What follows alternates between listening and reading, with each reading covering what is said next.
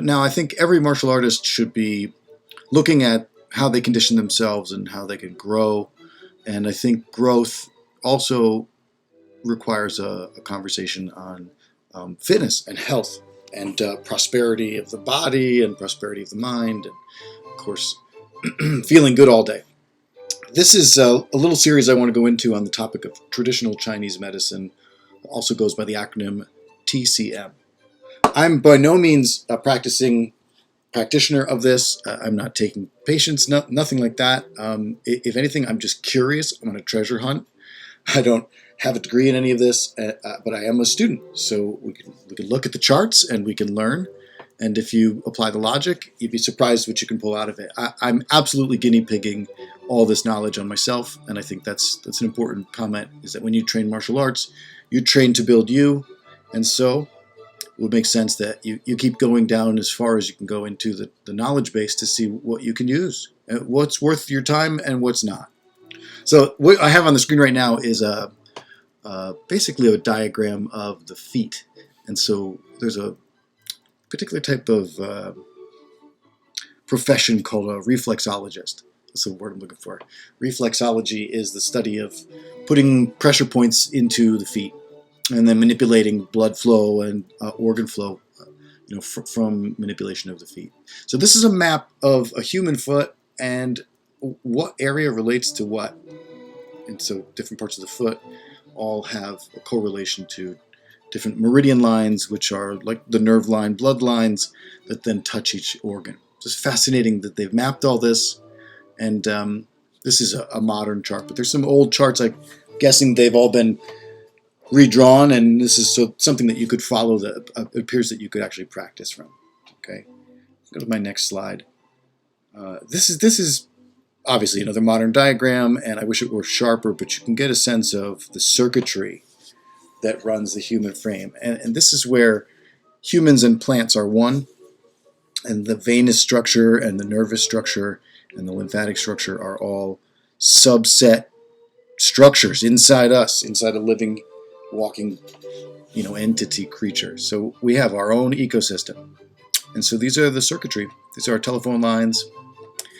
If you're thinking of meridians and the way that this chart is going to give you knowledge base, it's I would call it the electricity lines, but it's going to relate to both circulation coming in, going, and the nerve endings that run through all these core columns. So you'll notice the points, and again, like I'm a student of this, I would have to spend some time and search my own body to find where on my position of what, near what bone and into what piece you could find some of these points. And so you might get an injury, or you might be malnourished or malaligned. A lot of times the skeleton is out of place, and so that puts pressure on one thing, and you might be like this for 10 years, and now you have a thing that doesn't work, that doesn't move very well, and then organs start to suffer from that. Sometimes it can come from the organs themselves. They'll be what pulls the bones around because they're too heavy or they have too much blood in them that's stagnating.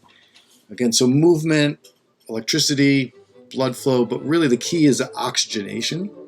And so what makes blood electric, right? What? And it's got to do with the ether of the air around us. It's brought in, and in an inhale, it's then combined with us. Yeah, so the breath is the vehicle to charge all of this. Right? I don't know. Don't believe me? Stop breathing, see what happens. Again, like all of these points of the body have been then mapped, and you can see there in the foot and here in the face. Okay, this will be picking up this chart and going into some of these. Fascinating. So if you've got acne, or you've got dark spots or redness, swelling maybe, you might see that has some relationship to some of these locations. Again, they say this is sometimes, in some circles they'll call this pseudoscience. If you look at Wikipedia as a source, and you can go down some of their conversations, they're not going to acknowledge this as a full-on accepted methodology of healing people or diagnosing people. But we'll see patches and blotches and redness and discoloration in places where we have an imbalance, right? Again, all this has to do with the soil on the inside. So let's go to the next piece. Let's see, I'll got the same one in twice. Here you go. Also the hands. So in the same way that the feet map everything, the hands map everything. And you go in, and I wish I had a sharper version of this. I could zoom in a little more, but you go into all of these locations, and you can then massage these locations to create blood flow and activation in the channel line. Okay, so again, the channel line is this. All right.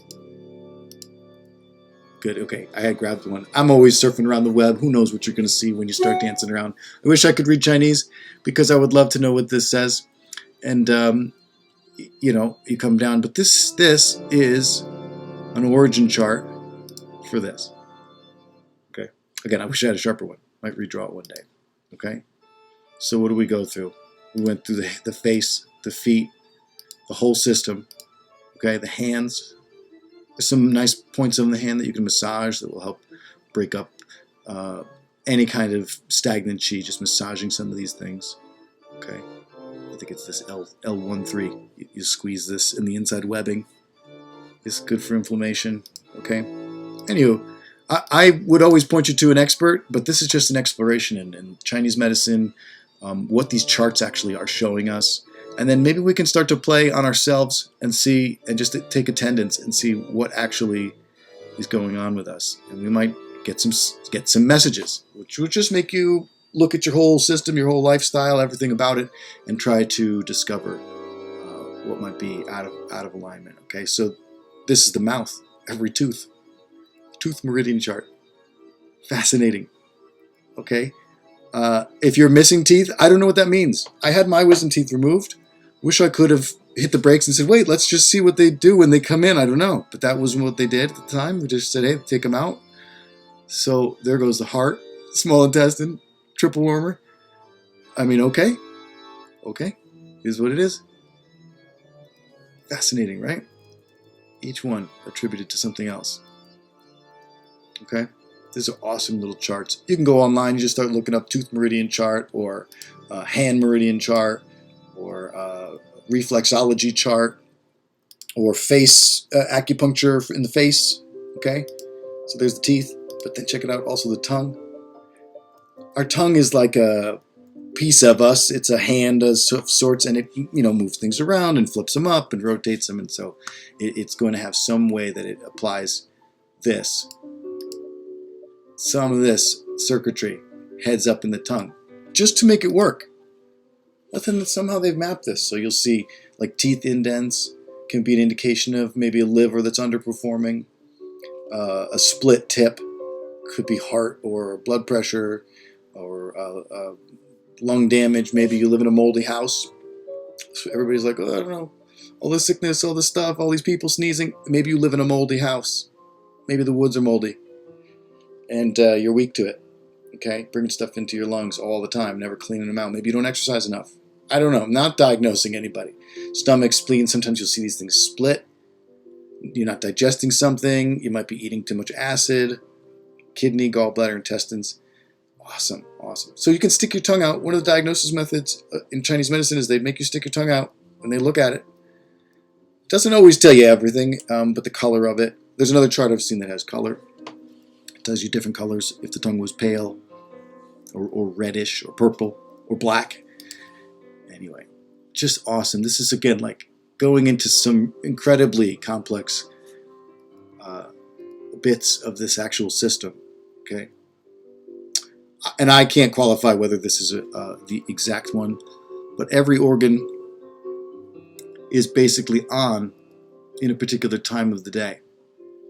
So you can't really change the way a sun cycle runs through the world. It comes, it goes, it comes, it goes. All right. Moving in, there's elements. And the elements correlate to what part of the body? Right? Wood, metal, stomach, right? Earth. Yeah, you got to play around. But then some of this tongue is also going to tell you how the fire is. Okay? Stomach and spleen, like the teeth are all over the place. You're going to see that sometimes there. Bad breath. If you have lung issues, and it can be high blood pressure or other issues, sometimes you'll see people get a red nose. eyes that are like really sunken or always stuffy. Okay, but a lot of these relate, like they're also related to each other. You see the eyes and the nose and the mouth and the tongue and the ears, all that's going on at once. And so believe it or not, energetically you might be suffering. So these are where you do get into a little bit of the pseudoscience. A lot of this hasn't really been qualified, or I think it hasn't been studied and proven enough, but this comes from old charts. This comes from old knowledge, cross-referenced with, I guess, some contemporary breakdowns of element theory. I still got the same one. The ear. This is crazy. So once upon a time I was being healed by traditional Chinese medicine doctor, and it was just, working my shoulders too much and sitting in a chair and working bad posture. So we put some points on here to help me with my shoulders. And I don't even know where it is here. Let's see, shoulders. So he would put a little BB, like a little piece of something. I don't know if it was an herb or it was like a little seed or probably just a little wooden pill maybe. And then a piece of tape. And I was told to press the point. Okay, so he put a couple of points on me. And I wear them all week until they fell off. A couple of days, 3 days, whatever. You try to keep them on and as best you can. And you press on them. And the goal was to get blood flow to push through these points. And it's just another method of additionally moving chi around. Because I guess as you get stagnation, it's going to fly all over the place. You'll see it in a lot of places. Okay, you'll see that stagnation in a lot of places. Maybe not so much the hands, but as arthritis sets in or weakness of your grip sets in. I was, one of the masters I was being healed by had a machine that could touch each of these points in the hands and then get an electricity reading. And then on a chart in his software, it would tell him what was out of balance based on what finger he touched. So this is useful when you're doing some of that work. But again, there's technology that's out right now that is sophisticated. Yeah? Oof. Anyway, you look into Kung Fu, and how important is it to just pull this whole thing up and just bring it forward? So a lot of people with a tight back, if your back hurts, it's because your tummy is flubby. You got to pull it in. You got to lift up. Okay? It's just so easy to fall like this and rest. But it can't produce a good blood flow or a good result. And so a lot of what we see here, this is just a fellow standing here. This doesn't tell you a little bit about this person's lifestyle. What do they do? What do they do when they wake up in the morning? How do they sleep? What position do they sleep in? What's their favorite foot? Do they walk heavy on one side? Do they have any injuries? And that'll tell you, again, like, this is just the system, but now what is the system being exposed to? What's happened to the system? So this kind of thing happens from sitting too much, right? Comes from not doing any exercise, and you just get a low back that gets tight and a front belly that gets just protruding, right?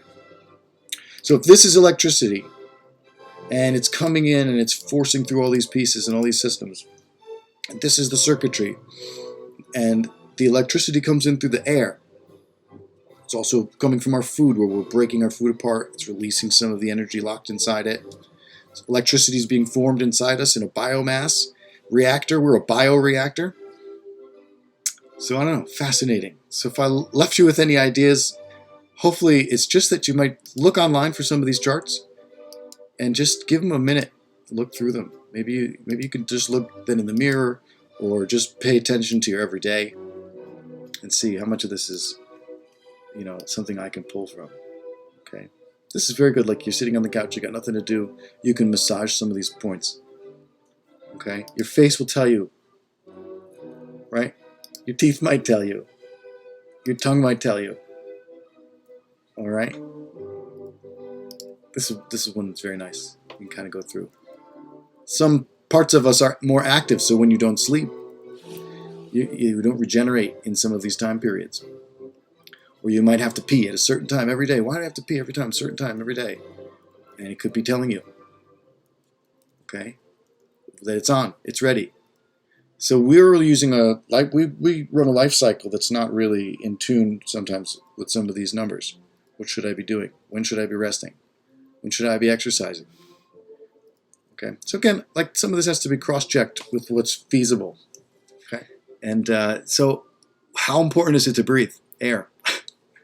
And how important is it to keep some sense of happiness, to be able to show it to other people and let them show it back to you? and a little bit further exploration into the topic of all this that we've been talking about, bring up the Chinese practice of an art form called Qigong. And although there's a lot of different versions of the way it's explained and the way it's performed and practiced, it's also got a concept to it. And so its concept, of course, runs along the ideas of the circuitry of the body and blood flow and oxygenation, fresh, high quality sort of open air, and then bringing that into the system. So this is a little illustration I've done from my sketchbook, and it's just a study point on what's referred to as the microcosmic orbit.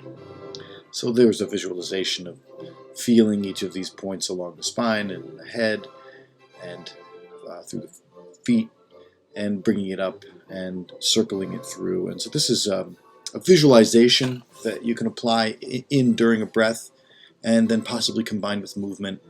And this is a tree holding pose, but you can see some of the points of contraction or awareness that you'd be traveling the mind across and down and through. So from the ground up, fire rising, water cooling is one of the methods I've seen.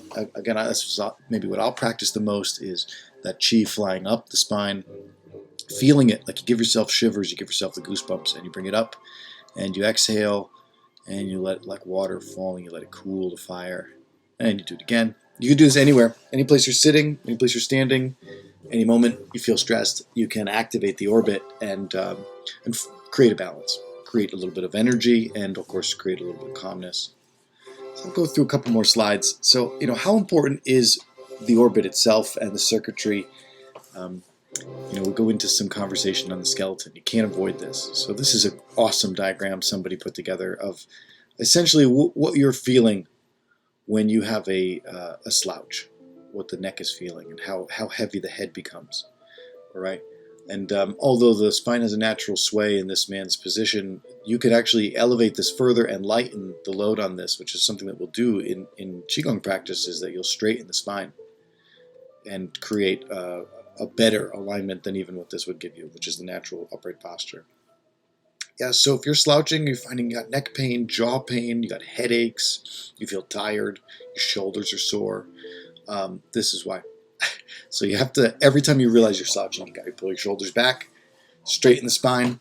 And of course, when we walk, that's probably the easiest place to do this and the simplest place to do this, so that you would just hold an awareness into this top area and allow it to stack, so the ears would stack on top of everything. This will create a really good electricity flow, really good blood flow. And if you were studying the microcosmic orbit practice, you'd be into this holding and lifting and holding and lifting, and bringing the breath up and around and aware. And you become a very acute and very aware to small changes in the skeleton if a bone is out of alignment. Okay, I'll go through another chart here. This is a great piece of documentation that I picked up, which is the microcosmic orbit with some actual reference points. Okay, inspiration for my little drawing.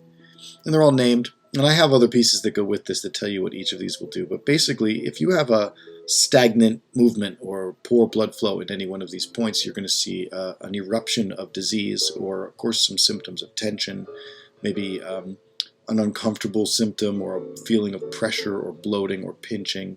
And of course it could be the spine, but it could very well be that some of these points are underperforming or that they're hyperactive. People that sit too much deal with trouble of the bladder and then the base of the spine, and digestion in general, lungs and wind and power to the arms can be applied here, this point here. If your arms are going numb, if you're getting carpal tunnel, if you're getting arthritis, excessive arthritis, it could be weakness, but could be all coming from this. Okay, so the spinal alignment is really, really, really important. All right, in another video I can go deep into this document actually, and I might do that to just talk about more of this. Maybe we use that conversation to go a little further into the science of it. Okay, I got a couple more charts here. This is what I want. So this is, they're calling this reflexology chart, but I've seen this in any chiropractor's office I've been to, is that we learned on the charts, and of course in the conversation with the doctor, that each of these vertebrae are a particular key in a cord that correlate to various organs. So the nerves that go into each of these literally run into each of these. So you might feel stomach pain when you eat a certain thing, and then this part of you is out, or it's crushed. This might be crushed, and that contributes to the stomach pain. The stomach can't perform. Your lower back might get tired as you get into some of this, right? The large intestines. Maybe you're eating too much heavy, rotten, no good foods, and they're just sitting in there. Too many carbs, way too many meats, not enough exercise, a lot of sugars and starches, and they're just sitting in here. And so these they'll take a bit of pressure from all of whatever's sitting inside the bag of the belly, and the lumbar can underperform. Okay, but I think the key here is about movement. So moving the spine, and the Qigong arts will talk about how to actually create a wave in the spine and flow Qi up through, which is just a mental awareness. I literally feel that region. I can feel it with my nerves. I can feel the pressure of my skin, and you can feel your own blood go up, come down, go up, come down. And so moving this element is really important for just the general flow of all these things. If you sit too much, if you're on the couch too much, if you're on your feet too much, all these things can play a role into the trauma that this whole infrastructure can take. And then it erupts into issues with, again, like the neck and the shoulders can be an issue with a slouch. You slouch too much. Fingers and carpal tunnel, again, can relate to here. A bad slouch, or of course any impact trauma from years in past. If you've ever fallen hard, you may see that some of these are just, automatically they want to shift, and then you'll end up with issues. I still think that slouching is probably the largest issue that most people suffer from, and then that's what erupts into all of these things. All of these organs are going to underperform because their nerves are being pinched. They're not getting enough electricity. They're not getting enough Qi. Here's another chart, same idea. You can see how which bone series is connected to what part of the body. Okay, the neck. So again, we go to this. Stand up, run your orbit. Okay, this fellow's just a chart, but you can see he's upright. We're talking about it being upright here. We want to be upright. Yeah, another diagram, similar concept here, is that every vertebrae correlates to a region on the body. The various skin parts of the body will erupt when there's issues. Okay.